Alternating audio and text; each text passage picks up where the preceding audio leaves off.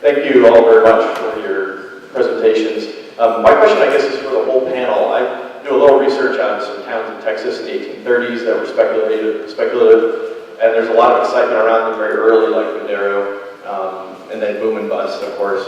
And a lot of speculators are, they believed, or at least promoted their projects like they believed in them. But do you find Quindaro to be exceptional in the excitement that it evoked in newspapers, letters, and things, or is it sort of, because it happened so quickly, it's sort of run of the mill?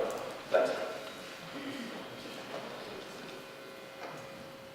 Well, I think one of the things with Quindaro is the amount of publicity and support it got in newspapers in the Northeast, which made it a little different from most speculative ventures like this. It had basically a national publicity network going for it, at least for a while. Yeah, it may have been unusual in that sense that there already was the Free State network that it could be advertised through.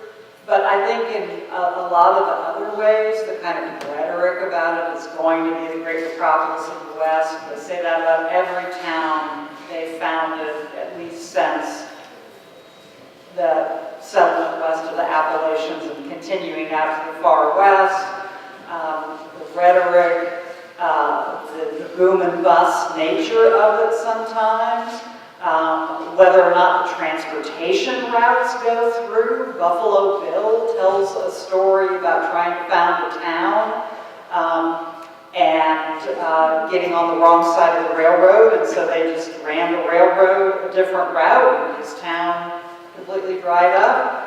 From Illinois, there's the story of Free Frank McWhorter, who was a Kentucky slave who bought his own freedom and settled in Illinois, and was a great entrepreneur, but the one thing he couldn't do, he founded a town. He couldn't lobby the legislature to get the road through his town, so it goes through another town, and that town prospers and his doesn't.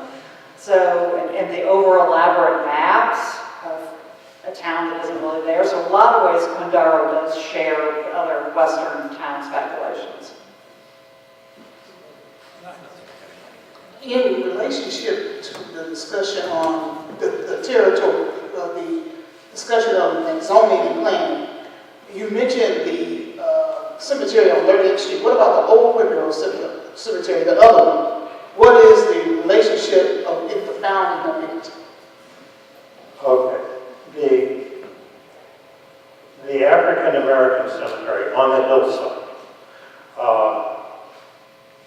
it never had a separate legal boundary until we made them give it one when Browning Ferris Industries was proposing its landfill. It was always just on Western University property. The cemetery that remained, the earlier cemetery, the Methodist cemetery that dated from, I think the first burial was in January of '52, before Quindaro even existed. The cemetery that still exists at the northeast corner of 30th and Parallel. That was the official cemetery for the town of Quindaro, and many of the early residents of Quindaro are buried there. It's still called, or at least was still called for quite a few years, the Quindaro Cemetery. After the city of Quindaro ceased to exist, it became the cemetery of Quindaro Township, which is a totally separate legal entity.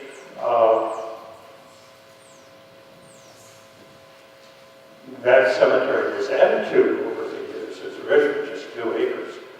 But the two cemeteries are really unrelated.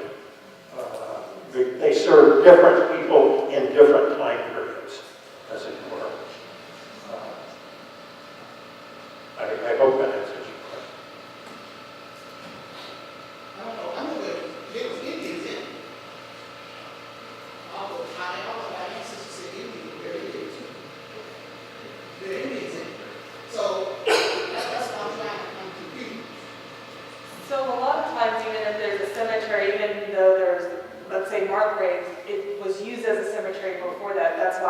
gets used by later populations. You find that other places. So do you guys find that in the Quindaro Cemetery, that it wasn't used, but then over time, when you see what the mark was when the African Americans were there, that it was used earlier, and that's probably one reason why they chose that area for burial. Well, as I said earlier, when I first saw the cemetery on the hill in 1967, the earliest marked stone we could find was from about 1871. One thing to remember is that that cemetery overlaps lots, blocks, streets on the Quindaro Plat, which means that was at least, when Quindaro was a going concern, that was all purchasable property. I've never seen any indication that it was used at that time. Like I said, the official town cemetery is 130.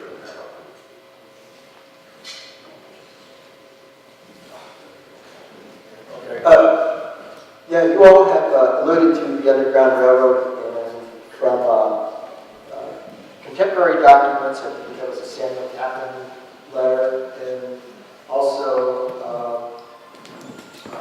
writings later by people that were actually there in the newspaper having to sort of play a gamesmanship so that they didn't do anything, that people would see that there was actually something going on. But as the escaping slaves came across, and obviously the number of African Americans grew in this area,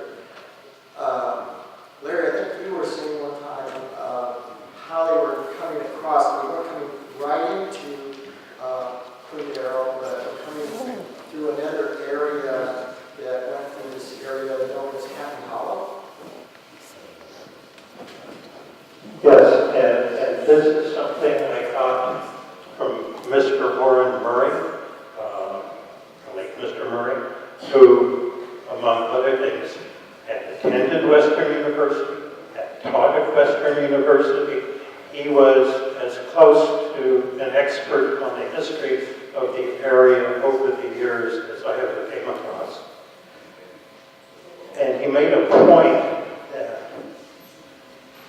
slaves escaping out of Missouri, I don't think there's any question that happened, would not have landed on the public levee in the center of the commercial area of town. It was just way too dangerous. That the idea that the valley of Quindaro Creek was Happy Hollow was a later transference, that the actual location for slave escapees was the next valley to the west, which was largely uninhabited. It was a farm owned by Elisha Sorter, who was a known abolitionist.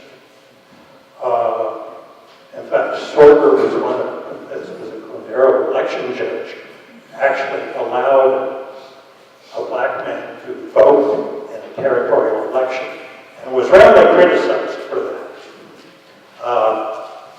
But that's one of the... Quindaro was a much larger piece of land than just the center of town. But one reason why Quindaro was so dangerous is that after the Dred Scott decision, in which Chief Justice Taney declared that black men had no rights that any white man was bound to respect, in border states and territories, it became basically open season on black people. And I'm not talking just escaped slaves. Black people who had been born free were kidnapped and sold south to New Orleans slave owners. If you were on the border with Missouri, you were in a very exposed location.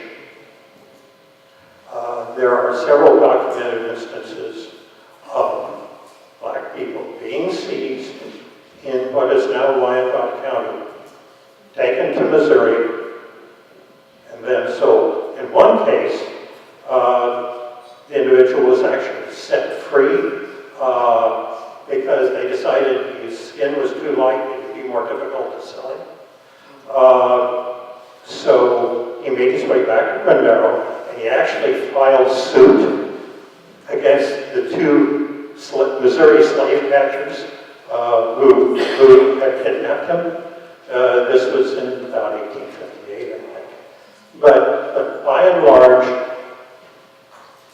the Underground Railroad operated to get people out of the danger area, and generally north to Nebraska and Iowa, and eventually to Canada. During the late 1850s, when there were a few black individuals who lived in Quindaro, but by and large, they were in a precarious situation. We'll have time for one more question and a quick answer. Thank you. I almost got my questions out right now. Okay, Mr. Hancks, some of the presentation you mentioned Samuel Simpson. True or not true that he helped to be one of the original founders of the University of Kansas in Lawrence? And then the other thing that I wanted to mention, the Quindaro Cemetery has a grave marker, James Milton Turner, who apparently is noted as having done the eulogy for Dred Scott, and the mortar is coming from underneath the surface every time I do a tour there, as if people are either trying to take it or it's just disintegrating. But we need to find a way to address that and get it. And then the other quick thing is, Dr. Johnson been with the National Park Service. Even though this session just started a few hours ago, do you have any recommendations from your noted experience with the Interior Department on what we need to be doing to focus in on the National Historic Landmark application, or just any thoughts out loud, because it is so incredible to have this event unfold and take place and everybody here, if that makes sense.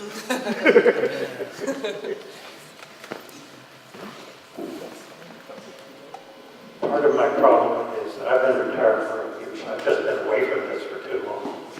And most of my dealings were with the National Register, which is a lot simpler and more straightforward than a National Historic Landmark designation. I never had to deal with one, and I'm afraid that's something I have to leave. It's something I think is definitely should be pursued. I think this site is worth it, but I'm not an individual who can, I think, add much to the effort at this point.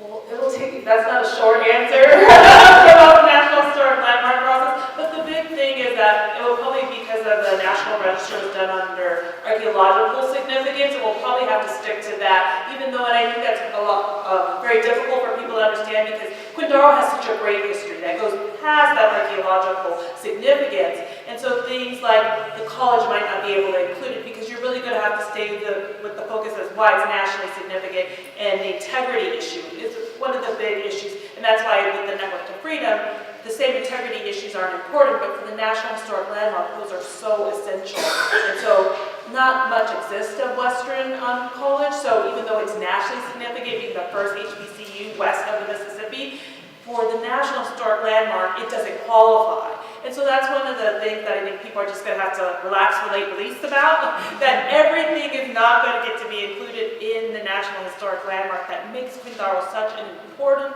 and significant historic site, but such designation, even just for the archaeological significance, because not that much exists to tell tell these stories of these early towns because so many of them were boom and bust and disappeared from our historical landscape. So I think that's one of the big parts. Looking at what can you do that meets the requirements of the National Historic Landmark, and it's not going to be everything that you want. It's not. It might not. The cemetery might not be able to include it. There's so many things, but it would be such an honor for it to have a presence in kind of that National Historic Landmark status. So that's my only thing. You'd have to do like a workshop on NHL, because I know people get disappointed when we tell them, you have a great history, but sorry, it's not NHL. You know what I mean? It doesn't mean it's not nationally significant. It just means, according to the requirements of the federal government, it can't be recognized. But it doesn't mean your story is any less important into telling kind of what makes our country such an important, what contributes to the understanding of our country.